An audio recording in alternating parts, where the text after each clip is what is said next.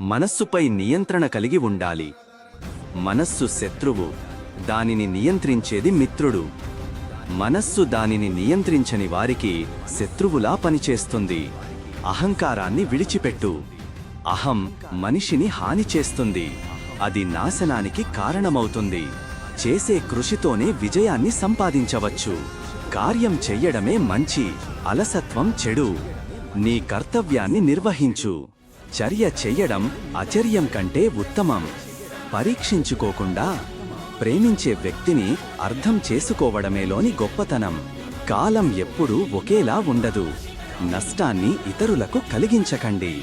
విశ్వాసంతోనే అద్భుతాలు జరుగుతాయి. పూర్తి విశ్వాసం ఉండి పరమాత్మను నమ్మండి. చైతన్యంతో, లీలతో జీవించు.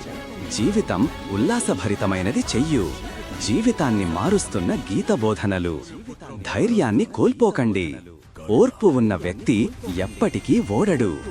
ఓపిక ఉన్నవాళ్లు ఓడిపోరు. ప్రేమతో జీవించు. ద్వేషాన్ని వదిలిపెట్టు.